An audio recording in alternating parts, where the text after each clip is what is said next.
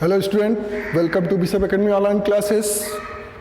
Dear student, today in part 7 video, I am going to discuss about the next fifth principle of management, which name is centralization and decentralization. देखिए, centralisation का मतलब क्या होता है कि when all authorities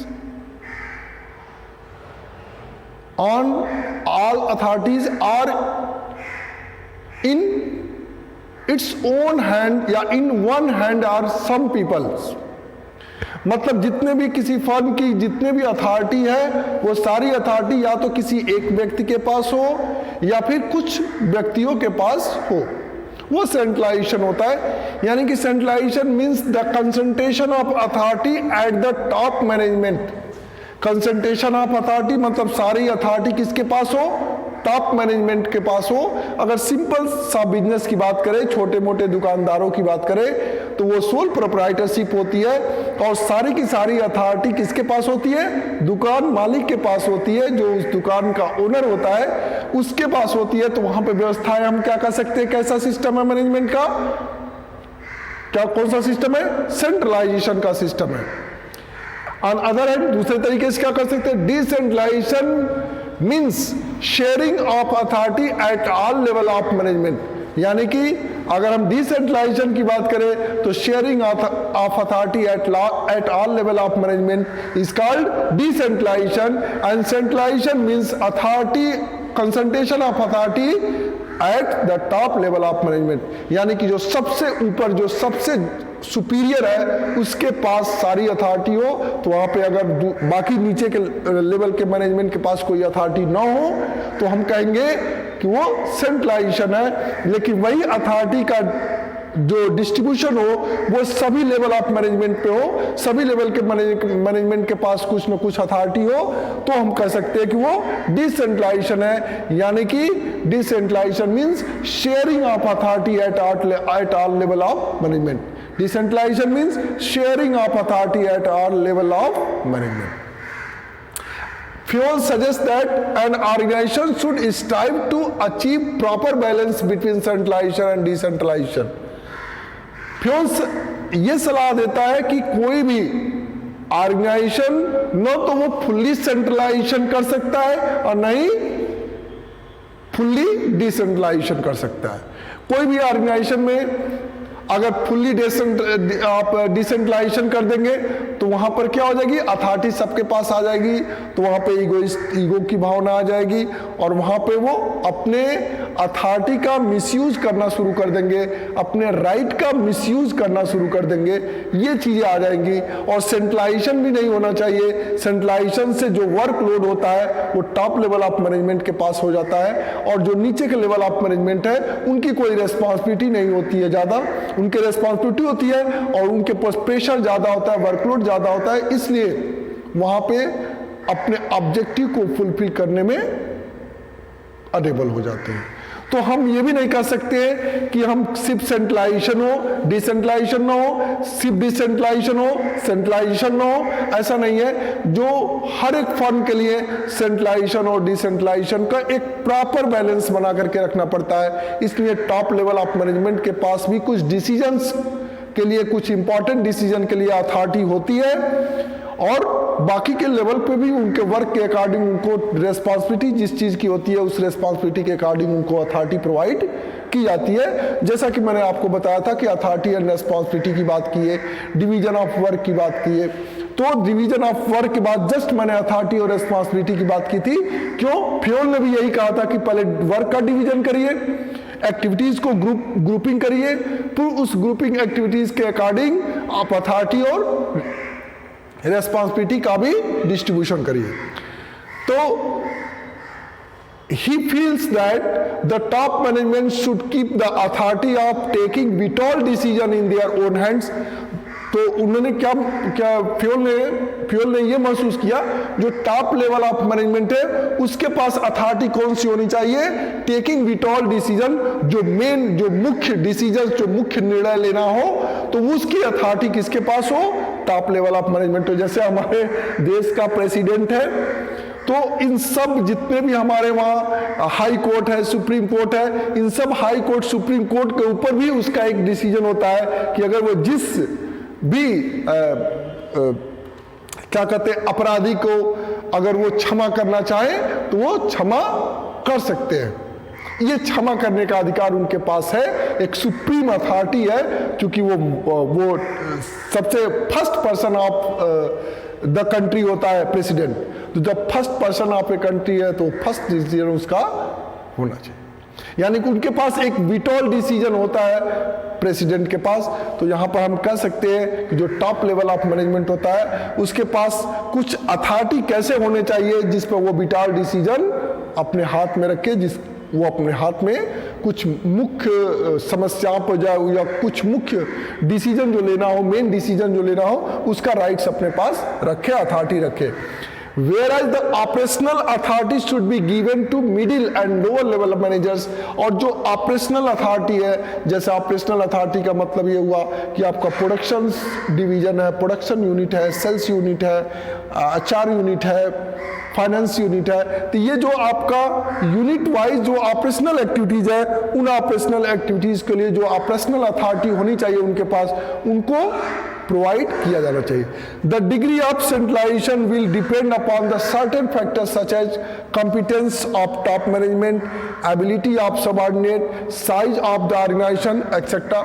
जो यहाँ पे उन्होंने कहा है कि जो डिग्री ऑफ सेंट्रलाइजेशन है वो किसके ऊपर डिपेंड करेगा, वो डिपेंड करेगा कुछ फैक्टर्स पे, जिसमें आपका competence of top level of management की, टॉप लेवल ऑफ मैनेजमेंट की कंपिटेंस कितना क्या है, या सबऑर्डिनेट की एबिलिटी क्या है। जैसे मान लीजिए अब एक घर में जो बड़े हैं, बड़े क्या करते हैं, आपको कुछ डांटते कहते तब सब तुम ही समझ जाओगे, मेरे पास अनुभव में मैं इस चीज को जानता नहीं हूं, और आप छोटे कहते आप उनको समझाने लगते। तो आपकी सही बात है कि उनका एक्सपीरियंस, उनका एज और आपका एज, आपका एक्सपीरियंस दोनों में अंतर है। तो यानी कि आप उनके इतना एबल नहीं है, आपकी एबिलिटी, आप बड़े हो गए ठीक, लेकिन आपकी एबिलिटी उनके बराबर नहीं है। तो आपके कंपैरिजन में उनकी एबिलिटी आपसे अच्छी है, उनके सोचने की क्षमता, उनके डिसीजन लेने की कैपेसिटी आपसे अच्छी है, क्योंकि वो सोच समझ के डिसीजन लेंगे। तो ये जो सेंट्रलाइजेशन का जो फैक्टर्स है, वो सेंट्रलाइजेशन का फैक्टर एबिलिटी ऑफ सबऑर्डिनेट के ऊपर भी डिपेंड करती है, और साइज ऑफ द ऑर्गेनाइजेशन की मैंने बताया था कि किसी ऑर्गेनाइजेशन के साइज के ऊपर भी डिपेंड करता है कि वो कितना वो सेंट्रलाइजेशन होना चाहिए कि नहीं होना चाहिए, डिसेंट्रलाइजेशन होना चाहिए कि नहीं होना चाहिए। तो मैंने बताया था कि अगर कोई बिल्डिंग है, कोई छोटा मोटा बिजनेस है, तो वहाँ पे आप सेंट्रलाइजेशन का काम कर सकते हैं, ठीक है। लेकिन वही जब बड़ा बिजनेस हो जाएगा, जैसे टाटा, रिलायंस और वो है, तो वहाँ पर आप सेंट्रलाइजेशन की बात नहीं कर सकते, ठीक है। नेक्स्ट टॉपिक आपका लेते हैं स्केलर चेन। इससे पहले कुछ चीजें जो है ये आपका हेनरी फ्योल ने कहा था। Henry Fayol state that everything which increases the importance of subordinates role in decentralization, everything which increases the importance of subordinate role is decentralization। कुछ भी हो, जो जितना ही हम अथॉरिटी का नीचे के लेवल ऑफ मैनेजमेंट में एक शेयर करते हैं अथॉरिटी का, उससे क्या होता है, जो उनकी कैपेसिटी होती है, जो उनकी इंपॉर्टेंस होती है, वो भी इंक्रीज होती है उस अथॉरिटी के कारण।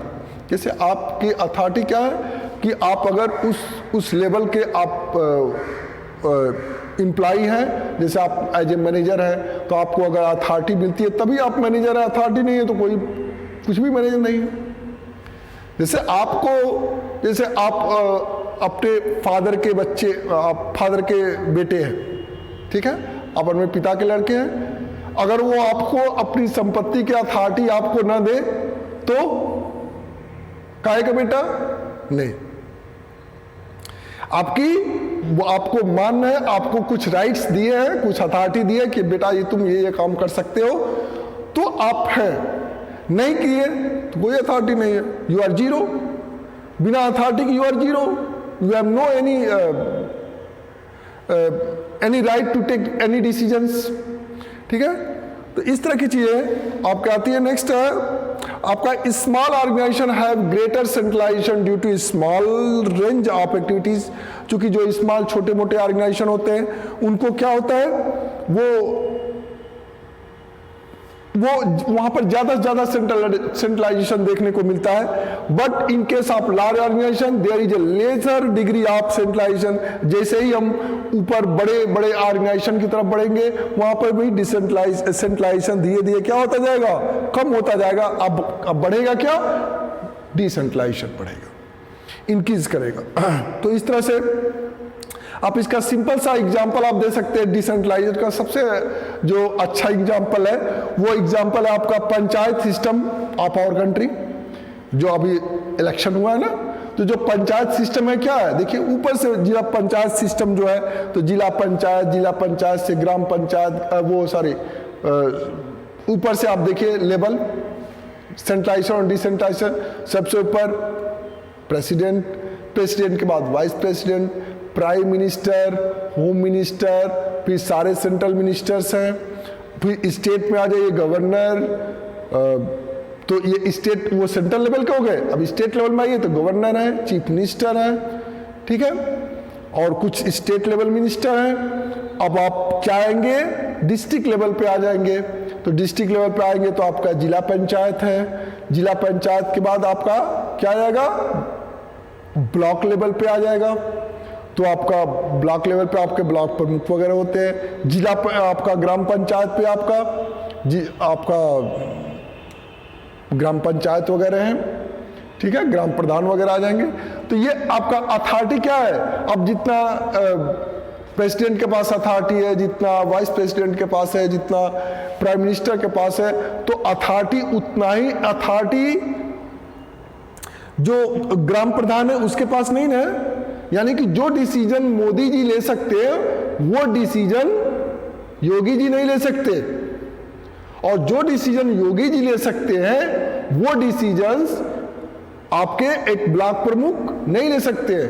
तो मोदी जी का डिसीजन वो टॉप लेवल है, जो ऐसे वो जो विटाल डिसीजन जहां पे लेने की बात होगी वहां पे मोदी जी डिसीजन ले सकते हैं। जबकि और राज्य स्तरीय जो निर्णय लेने होंगे, स्टेट लेवल के जो डिसीजंस लेने होंगे वो योगी जी लेंगे। मैं आपके अपने इंडिया, अपने स्टेट की बात मैं कर रहा हूं, उस लेवल की बात कर रहा हूं, जिस पंचायत लेवल की बात हो रही है वो सेंट्रल लेवल से लेके मैं आपके विलेज लेवल की बात कर रहा हूं। वो ज्यादा पंचायत सिस्टम है जो हमारे वहां का, वो पूरा क्या है, डिसेंट्रलाइजेशन के केस में है। यानी कि फुल्ली डिसेंट्रलाइजेशन भी नहीं है, सेंट्रलाइजेशन और डिसेंट्रलाइजेशन का दोनों का मिक्सअप है। अब हम नेक्स्ट टॉपिक पे आते हैं, स्केलर चेन। देखिए, scalar chain refers to the formal lines of authority और chain of superiors from highest to lowest rank according to the Henri Fayol. Organization should have a chain of authority and communication that runs from top to bottom and should be beloved by managers and the subordinate. तो क्या है, जो scalar chain है वो एक chain of authority है या lines of authority है जो आपके सुपीरियर से लोअर रैंक के अधिकारियों की तरफ से जाता है। तरफ एक लाइनिंग होती है जिसमें ऊपर से जो इंस्ट्रक्शन या जो ऑर्डर होते हैं वो ऊपर से नीचे की तरफ पास होते हैं, और नीचे से ऊपर की तरफ सजेशन, रिक्वेस्ट, क्लेम, कंप्लेन, जो भी चीजें वो नीचे से ऊपर की तरफ जाते हैं, और ऊपर से नीचे की तरफ क्या आते हैं, वो ऑर्डर या इंस्ट्रक्शन। तो इस तरह का एक स्केलर चेन बनाया गया था जिसमें आपको गैंग प्लेन को दिखाया गया है।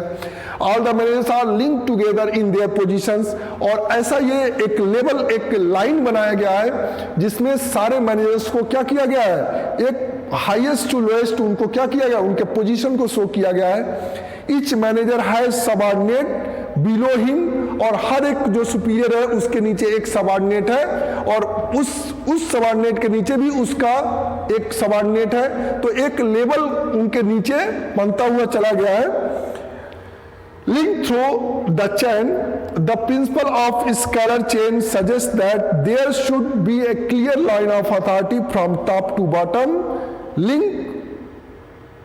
of managers at all levels. देखिए इन द गिवन फिगर, अभी आपने इसके बाद से मैं, ये आपका स्केलर चेन है, ये सबसे जो M है वो सबसे top level of management, top level of authority है, जिसमें एक सीरीज बना है। देखिए A यहाँ पे बैठा है, तो A क्या है, M का सबऑर्डिनेट है, B क्या है, A का सबऑर्डिनेट है, C क्या है, B का सबऑर्डिनेट है, D क्या है, और D क्या है, C का सबऑर्डिनेट है, E क्या है, D का सबऑर्डिनेट है। फिर यहाँ से F, G, H, I, J ऐसे करके आपको एक स्केलर चेन बनाया गया है, ये एक सीरीज ऑफ सबऑर्डिनेट बनाया गया, एक लाइन ऑफ सबऑर्डिनेट बनाया गया है। और इसी लाइन में मैं आपको यहाँ पे डिफाइन कराना चाहूंगा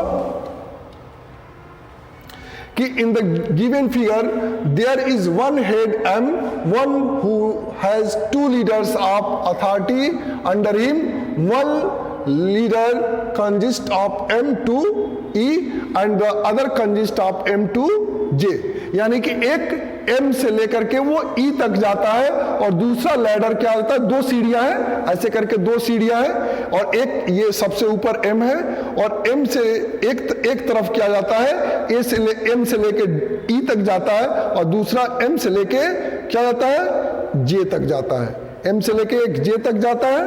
और यहाँ पे देखिए एक क्या है, ये लैडर है, ठीक है, एक M से लेके E तक जाता है और एक M से लेके J तक जाता है। और इसको अगर हम क्या करें तो ये आपका one ladder of M to E and the other consist of M to J। If D has to communicate with, then the information will first flow upward from D to M through C, B and A, and then downward from M to I through F, G, H according to the principle of scalar chain। जबकि यहाँ पर जो ये system है वो थोड़ा सा, ये फिगर पहले होना चाहिए था लेकिन उस पर सेट नहीं हो पाया है, फिगर इधर किनारे आ गया है। तो इसमें क्या है, कह रहा है कि अगर कोई कम्युनिकेट करना है, अगर E से कोई E D को कम्युनिकेट करना चाहता है तो E D को कम्युनिकेट करेगा और फिर ये M तक जाएगा और फिर M क्या करेगा, अगर जैसे D को क्या करना है, I को कम्युनिकेट करना है, D को अगर I को कम्युनिकेट करना है तो D पर क्या करना पड़ेगा, D से C, B, A फिर M और फिर M से क्या करना पड़ेगा, F, G, H, यहां तक I तक आएगा वो। तो एक इस प्रोसेस से यहां से कि if D has communicate to I, then the information will first flow upward D to M। पहले क्या करेगा वो पहले D से M तक जाएगा और फिर D to M through C, B, A and then downward M to I through F, G, H। यानी कि पहले क्या करेगा वो, पहले वो D से, D अगर I से कम्युनिकेट करना चाहता है तो D से पहले वो M तक जाएगा इंफॉर्मेशन, फिर M से क्या होगा, I तक आएगा। यानी कि इस तरह से करके अगर वो इंफॉर्मेशन आता है, इसीलिए तब इसमें कभी कभी क्या होता है कि स्केलर चेन वाले में काफी डिले हो जाता है, कम्युनिकेशन में काफी डिले हो जाता है। मान लीजिए D को अगर I से कुछ कम्युनिकेट करना है तो D पहले क्या करेगा, C को बताएगा, C क्या करेगा, B को बताएगा, B A को बताएगा, A M को बताएगा, फिर M क्या करेगा, F को बताएगा, फिर F G को बताएगा, G H को बताएगा, फिर H I को बताएगा। तो इससे जो कम्युनिकेशन का जो डिले ऑफ कम्युनिकेशन होता है, इससे कभी कभी डिसीजन मेकिंग में काफी देरी हो जाती है और प्रॉब्लम्स क्रिएट हो जाता है, डिस्प्यूट की भी संभावनाएं बढ़ जाती है, पॉसिबिलिटी बढ़ जाती है।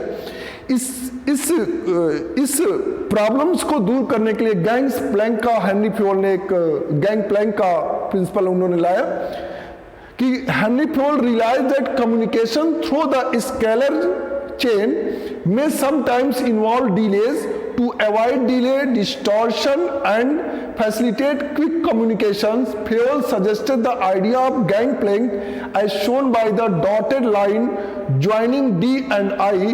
The gangplank permits D to communicate directly with I in case of emergency. The gangplank is a shorter route in a scalar chain which permits to persons at the same level to communicate directly with each other. However, the subordinate must inform their respective superiors about the communication that has been exchanged directly between them. यानी कि यहां पर कह रहा है कि Henry fuel ने क्या किया कि जो स्केलर चेन बना था, इसमें उन्होंने क्या किया कि अगर डी को अगर आई से कम्युनिकेट करना है तो उन्होंने क्या कहा कि इस तरह से अगर डी पहले सी को बताएगा, सी बी को बताएगा, ए को बताएगा, बी ए को बताएगा, फिर एम को बताएगा, एम फिर एफ को बताएगा, एफ जी को बताएगा, जी एच को बताएगा, एच आई को बताएगा।